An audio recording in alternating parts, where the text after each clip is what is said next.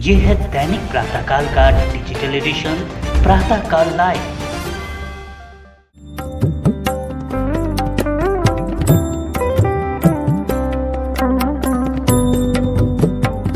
प्रातःकाल लाइव के संवाद शो में आज हम आपकी मुलाकात करा रहे हैं जैन समाज की वरिष्ठ समाज सेविका कंचन सिंघवी से, जो मेवाड़ के कड़िया गांव की मूल निवासी हैं और वर्तमान में मेवाड़ महिला मंडल की अध्यक्षा के रूप में सेवाएं दे रही हैं। कंचन बेन सिंघवी के जीवन में संघर्ष व सफलता की कहानी को बयां करती इस रिपोर्ट को लेकर हाजिर हैं हमारे रिपोर्टर मनीष पालीवाल। महिलाओं के अधिकारों व हितों की रक्षा के लिए समाज को नई दिशा देने के लिए प्रयासरत कंचन सिंघवी के साथ यह बातचीत आपको कैसी लगी, अपनी प्रतिक्रिया अवश्य दीजिएगा। नमस्कार दोस्तों, प्रातःकाल लाइव में आप सभी का पुनः स्वागत है।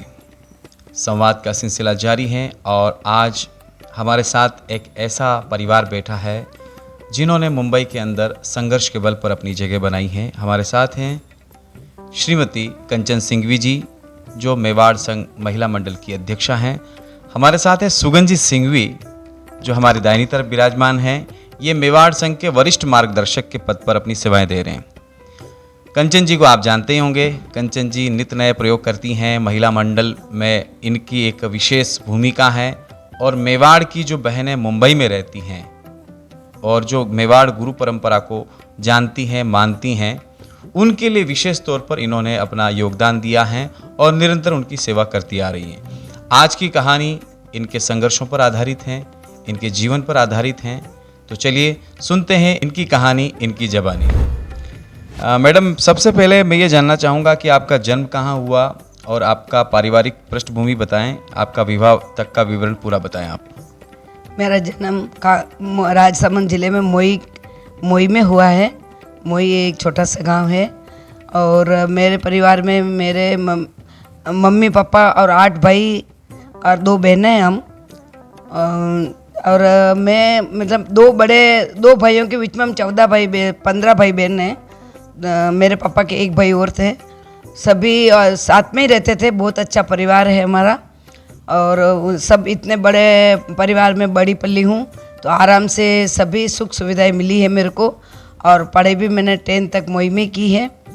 और तो सब मतलब मेरे खेती बाड़ी गाय भैंसे सब ये बहुत थे परिवार में। तो सब काम मतलब भाभीियों से मेरी बड़ी बहन की शादी जल्दी हो गई, तो मैं छोटी थी, तो मैं परिवार में बहुत लाडली थी। और क्योंकि 8 भाइयों के बीच में हम 2 बहनें हैं, तो लाड तो परिवार में पहले से मिला है। सब भाई मेरे से 6 भाई बड़े हैं, 2 भाई छोटे हैं।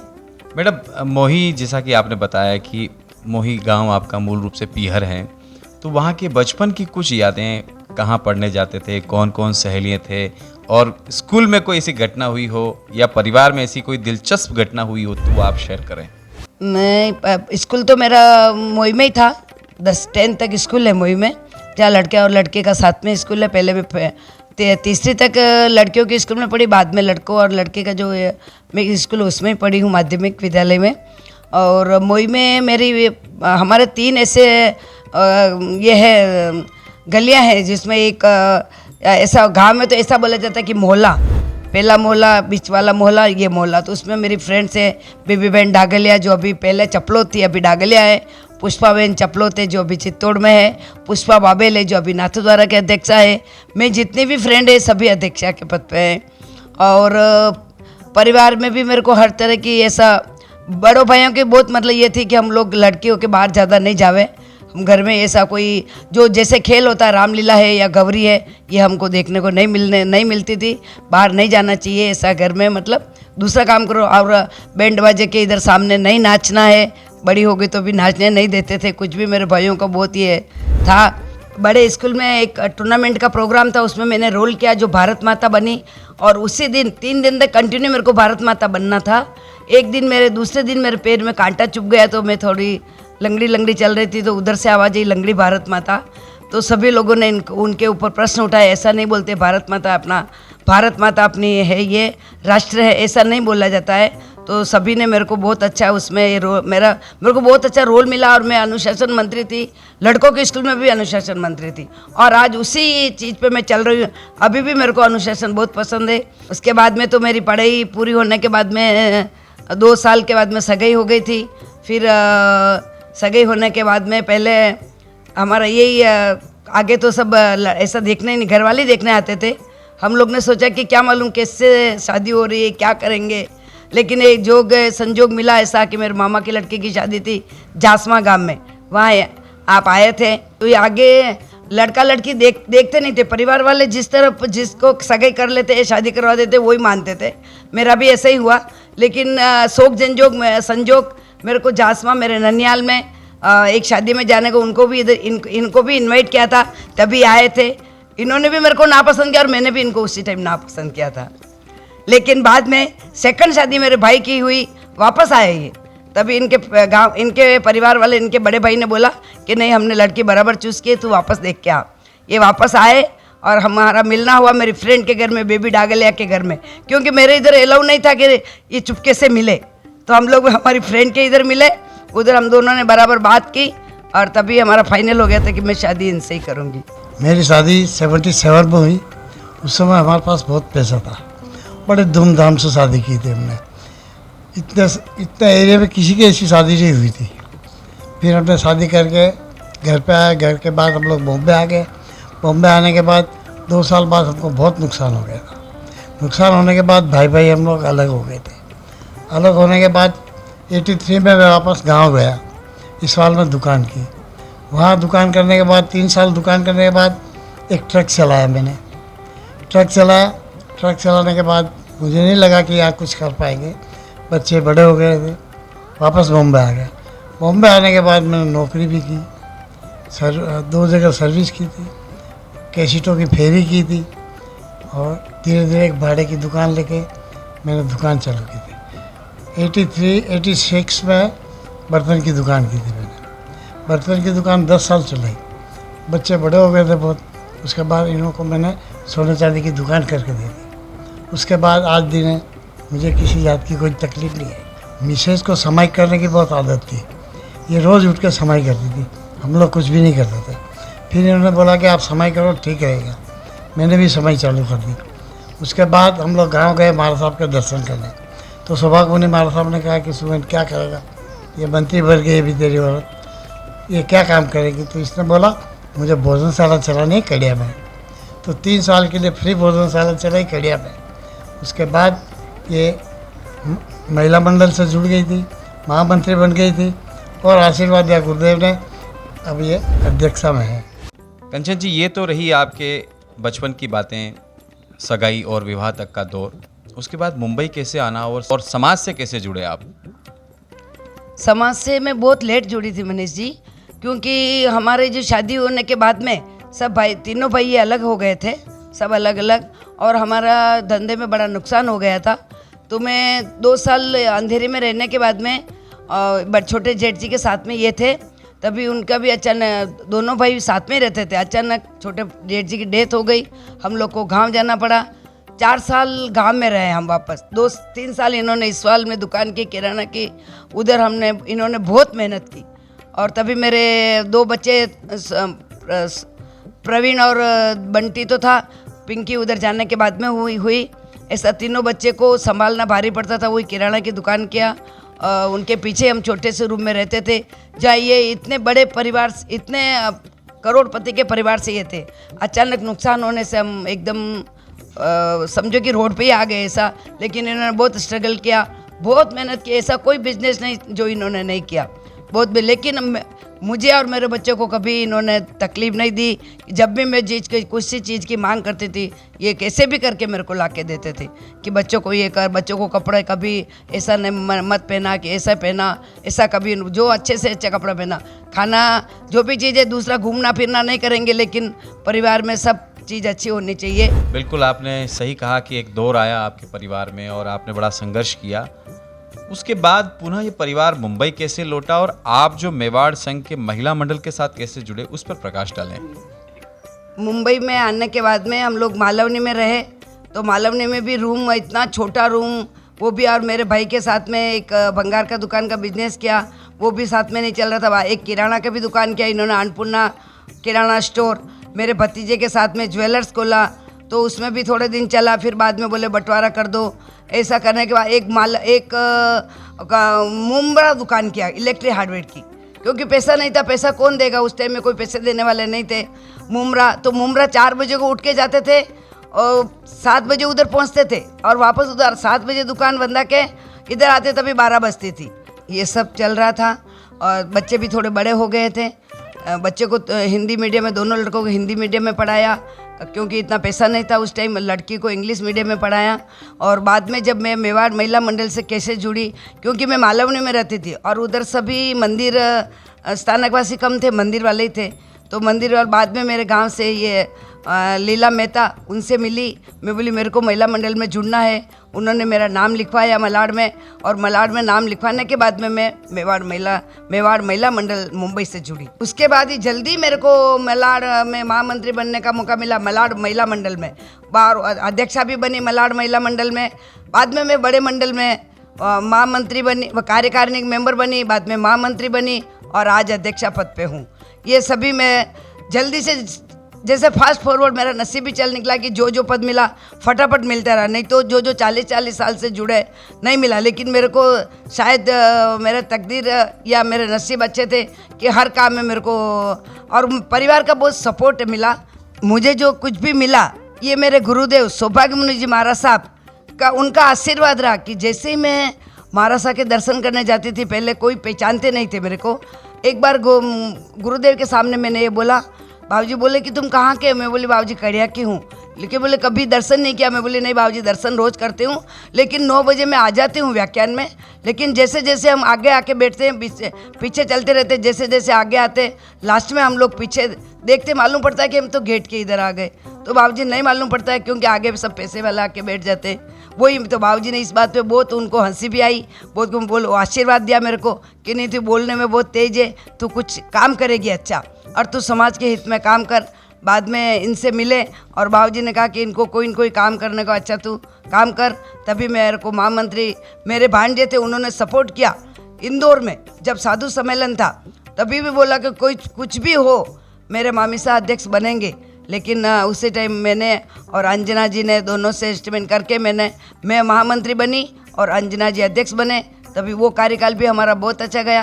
तभी से मेवाड़ महिला मंडल में मैं जुड़ी हूँ, और मैं चाहती हूँ कि महिलाएं समाज के लिए अच्छे से अच्छा काम करें। बीमार थे, बड़गांव में थे, मैं दर्शन करने गई, तो गुरुदेव ने मेरे को इशारा करके बोला कि इस बार तेरे को समाज को संभालना है। बोले भी थे, वो बोल रहे थे उस टाइम, लेकिन मेरे को ये नहीं पता कि गुरुदेव चले जाएंगे। लेकिन आज उनकी कृपा मेरे ऊपर, सर के ऊपर है और मेरे ऊपर है, तो आज मैं निर्विरोध अध्यक्ष बनी। कोई भी सामने, सब नाम बहुत आ रहे थे, लेकिन कोई भी उस टाइम फॉर्म नहीं भरा किसी ने, और मेरा ही नाम आया अध्यक्ष में। कंचन जी, आपके साथ बातचीत का ये दिलचस्प सिलसिला हम आगे बढ़ाते हैं। अब हम जानते हैं कि मेवाड़ महिला मंडल के अध्यक्ष बनने के बाद आपके कार्यकाल में क्या क्या खास कार्यक्रम हुए, और ऐसे कौन से काम है जो आपको लगता है कि आप इसी कार्यकाल में पूरा करना चाहते हैं? मैं अध्यक्ष बनने के बाद में 4-5 प्रोजेक्ट मेरे पूरे हो गए।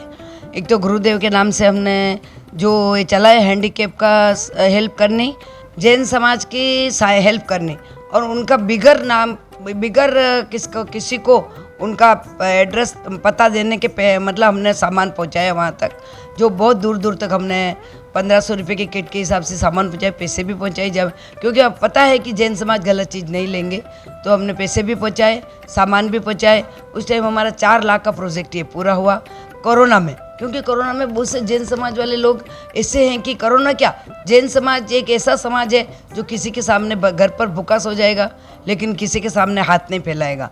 तो हमने ये प्रोजेक्ट निकाला, और उनके तो जैसे ही हमने ये डाला कि हम लोग अगर किसी को कुछ चीज़ की ज़रूरत हो आप हमसे कांटेक्ट करें, जैसे ये मैसेज जाते ही बहुत से लोगों का फ़ोन आया, हमने उनका सही पता किया, फिर उनसे वहीं से राशन की दुकान से अवेलेबल करवाया सभी को राशन। नेक्स्ट प्रोजेक्ट हमारा गुरुदेव के नमन यात्रा फर्स्ट उनका 27 सितंबर को नमन यात्रा में हमारा एक प्रोजेक्ट था जो वही हैंडीकेप का और डायलिसिस वालों का डायलिसिस करवाना, कैंसर वाले को थेरेपी देना लगवाना, और वो भी जैन समाज में ज़्यादा हुआ और हम उनका नाम किसी को बताया नहीं, खाली हम ही कॉन्टेक्ट में जो हमारी टीम है वही कॉन्टेक्ट में रही उनसे। ये हमारा अभी भी चल रहा है और ये चलता रहेगा जब तक जो मैं अध्यक्ष मेरा कार्यकाल है तब तक। तो ये चीज़ तीनों चीज़ हैंडीकेप की ये और ये हैंडीकेप के जो भी है व्हील चेयर हैं, सबसे पहले फर्स्ट व्हील चेयर पे मदन मुनि महाराज साहब विराजे कड़िया सौभाग्य स्थल पर, और उनका भाई जी चेयर तो बहुत अच्छी थी पर मारे थोड़ी छोटी पड़े। बाबू जी मैं आपने संडे आज मंडे को दूसरी भिजवाऊँगी, तो बाबू जी बीमार हो गए थे, बाबू जी चले गए अहमदाबाद। बाद में बाबू जी को चेयर पे बैठने को नहीं मिला, एक बार तो चेयर पे बैठे, उनसे हमारे चेयर का उद्घाटन हुआ। ये गुरुदेव की कृपा है। एज ए महिला अध्यक्ष आप मेवाड़ संघ में मेवाड़ महिला मंडल की कमान संभाल कर आगे बढ़ रहे हैं। ऐसा कौन सा काम आपको लगता है कि इसको करना आवश्यक है? एक तो सुधार के लिए तो अगर बोलूँ जैन समाज में कोई भी समाज में, एक तो जो लेडीज़ साफा पहनती है, ये मैं पहले भी बोल चुकी हूँ अभी भी बोल रही हूँ कि लेडीज़ को कोई भी फंक्शन रहो कुछ लेडी को साफा नहीं पहनना चाहिए। ये आदमी की मेन ये होती है ये चीज़ गलत है, लेकिन नहीं मैं तो चाहती हूँ कि औरतें अगर साफा पहने तो उन पर फाइन लगाना चाहिए कि ये चीज़ बंद हो जावे। और एक ये मरण मौत में जो देने लेने का ये बंद होवे, ये चलन ये हम लोग पहले से चालू है। हम अध्यक्ष जो दूसरे अध्यक्ष थे उनके कार्यकाल से, लेकिन इसको कोई मान्य नहीं करते। ऐसा तो मैं चाहती हूँ कि इसको मान्य करें। और जहाँ वो खाना का जो गुरुदेव की ये इच्छा थी कि रसोई खाने में इतनी चीज़ें नहीं बने, 20-25 इतने आइटम बने, तो मैं ये चाहती हूँ कि एक टीम ऐसी जावे जहाँ इन्वाइट हो, लेकिन पहले खाना देख के आवे बड़े पद वाले कि हाँ ये चीज़ सही बनी है तो सब खाना खाने जावे, नहीं तो उनका खाना भले आप अनाथालय में या बच्चों को भिजवा दे, लेकिन एक बार ऐसा करेंगे ना तो शायद दूसरे लोगों को पता चलेगा कि हाँ ये हमारा खाना वेस्ट होगा अगर हमारा समाज नहीं आएगा तो। बीच में ऐसी जानकारी हमारे सामने आई कि बहुत सारे साधु संतों को लोग घेर कर सेल्फी खींच लेते हैं, या जैसे चातुर्मास प्रवेश होता है तो उस समय साधु संत बड़े असहज हो जाते हैं। तो सेल्फी के खिलाफ भी आपने अभियान शुरू किया, तो बेसिक क्या कारण था उसके पीछे? सेल्फी के पीछे ये कि जो साधुओं का प्रवेश होता है और उसमें जो रैली निकाली जाती है कि सुविधा के लिए, और दूसरे लोगों को मालूम पड़े कि जैन समाज की इतनी बड़ी रैली अनुशासन से चल रही, वो सेल्फी खींचने से अनुशासन बिगड़ जाता है रैली का। और लेडीज जैसे व्यवस्था में खड़ी है ऐसा मुंह करके वैसा मुंह कर, और सेल्फी में सब मुंह बिगाड़ती है, कोई अच्छा मुंह नहीं रखती। और कोई भी जेंट्स लेडी, तो मैंने इस बार कुमत लता जी का प्रवेश हुआ तो मैंने सेल्फी पे फाइन लगा कि जो भी कोई लेडीज़ या जेंट्स, मैंने जेंट्स को भी बोल दिया और नविक मंडल तीनों को तकाजा दिया कि अगर आप सेल्फी खींचेंगे तो आपका फाइन 100 रुपया उसी टाइम लिया जाएगा, बाद में नहीं, उसी टाइम लिया जाएगा। तो एक से फाइन लेते देख के थे, दूसरे सेल्फी नहीं लेंगे। इसके लिए भले ही किसी का लिया नहीं, और किसी ने, सबसे अच्छी बात यह है मनीष जी कि उस दिन किसी ने सेल्फी नहीं ली। बहुत आपका अभियान सफल रहा। मुंबई में जो हमारी राजस्थान, मेवाड़ और अन्य क्षेत्रों की जो बहनें रहती हैं सर्व जातियों की, उनके लिए आपका क्या आदेश है, आपका क्या कहना है, उनको क्या प्रेरणा देना चाहेंगे आप? उनके लिए तो मेरा यही है कि जो भी चीज़, एक तो जैन समाज का सबसे मैं तलाक के ऊपर ज़्यादा बोल रही हूँ, और ये अन्य समाज में तो बहुत कम हो रहा है ये चीज़। अन्य समाज वाले बहुत हर चीज़ में बहुत एक्टिव भी है, काम भी कर रहे हैं। और मैं चाहती हूँ कि जो नवी युवतियाँ जो पढ़ाई लिख कर हो रही है और उनको प्लेटफॉर्म नहीं मिल रहा है, क्योंकि जैन समाज वाले को भी प्लेटफॉर्म जल्दी बाहर नहीं निकालते लेडीज़ को, मैं चाहती हूँ कि उनको अच्छा प्लेटफॉर्म देवे समाज से, तो वो आगे कुछ काम कर सके, तो अपने परिवार में भी हेल्प कर सकती है, अपने मिस्टर की हेल्प कर सकती है। सबसे बड़ी बात ये मेरा एक बड़ा ये, और ये टीम, इसके लिए हमने टीम बनाई है 9 लोगों की संस्कार टीम सलाहकार समिति ने मिल के। मैं चाहती हूँ मेवाड़ से जो महिलाएं इधर रहती है उनका, सभी जातियों का, ऐसा नहीं कि जैन समाज, सभी जाति वालों का एक ऐसा संगठन बने जो मालूम पड़े कि हाँ ये मेवाड़ के भी कोई है ऐसा। हम क्योंकि महाराणा प्रताप के वंशज के हैं, तो मैं यही चाहती हूँ कि सब संगठन एक, ये भी एक प्रोग्राम होवे बड़ा कि सभी जाति की महिलाएं मिलकर कुछ अच्छा काम करें। आप अपने परिवार के बारे में कुछ बताएं। मेरे 2 बच्चे और बेटी हैं, जवाई हैं और बहू हैं। नसीब है मनीष जी मेरा कि मेरे इतने अच्छे बेटे हैं जो मेरी हर जगह हेल्प करते हैं। और बहुएं भी मेरा कभी मेरे को ये नहीं बोलते कि मम्मी आप बाहर चले जा रहे हो, कौन क्या कोई, कभी दोनों बहुएं नहीं बोलती। दोनों बेटे और बहुओं की मैं क्या तारीफ़ करूं, उनकी जितनी तारीफ़ करूं उतनी कम है। बच्चे और तीनों पोते भी मेरे और बेटी जवाई भी हर जगह मेरा हर फील्ड में साथ देते हैं। मेरे खुद जवाई मेरे को बोलते नहीं आपको अध्यक्ष बनना ही है, हम आपका साथ देंगे। और बेटे भी बोले कि नहीं मम्मी अब जा, आज देख आप कहीं भी पता करो, जहाँ मैं कुछ प्रोग्राम करने जाती हूँ मेरे दोनों बेटे, दोनों बहुएँ, बेटी जमाई सभी पहुँच जाते हैं। मेरे मिस्टर सभी टाइम मेरा हेल्प, मैं हर जगह हेल्प करते, सभी जगह पहुँच जाते हैं और मेरे को हर आगे से आगे मेरे को साथ देते हैं मेरा। तो कंचन जी, प्रातःकाल लाइव से बातचीत करने के लिए बहुत बहुत धन्यवाद। तो मित्रों, ये थे कंचन जी सिंघवी, जिन्होंने अपने संघर्ष, अपनी सफलता और गांव से लेकर मुंबई तक की यात्रा के बारे में बताया। अगली बार और मिलते हैं ऐसी ही और हस्ती के साथ। बने रहें प्रातःकाल लाइव पर। मेरी मम्मी समाज के लिए जो कर रही है उसको देख के लगता है कि हम लोग कुछ नहीं कर सकते। वो सुबह जल्दी उठना, टाइम पे मालसा के यहाँ जाना, सब समाज में कहाँ कहाँ जाना, आज डोंबिवली की सभा है तो उधर जाना, आज उधर जाना। ये अध्यक्ष बनने के पहले भी मम्मी की इच्छा रहती थी कि समाज का कोई भी काम मैं न छोड़ूं, जिधर जाना है। महामंत्री थे तो भी इतना टेंशन लेती थी, अध्यक्ष में तो अभी और टेंशन लेती है कि मेरा काम सही हो रहा है कि नहीं हो रहा है, ध्यान दे रहे कि नहीं दे रहे। हमको भी कितनी बार बोलती है तुम लोग ने मुझे अध्यक्ष बनाने के लिए बोला, बन गई, फिर तुम लोग मेरा ध्यान नहीं दे रहे। हम भी हमारी मेहनत कर रहे, जितना हमारा हो सकता हम ऑफिस का भी काम कर रहे, शॉप पे भी जा रहे, मम्मी को भी थोड़ा सपोर्ट करने की कोशिश कर रहे। लेकिन मम्मी का पूरा ध्यान अभी खाली समाज के लिए है। मम्मी को हम लोग, मम्मी से जो इतना काम हो रहा है और ये उम्र में भी कर रहे, वो बहुत बड़ी बात है।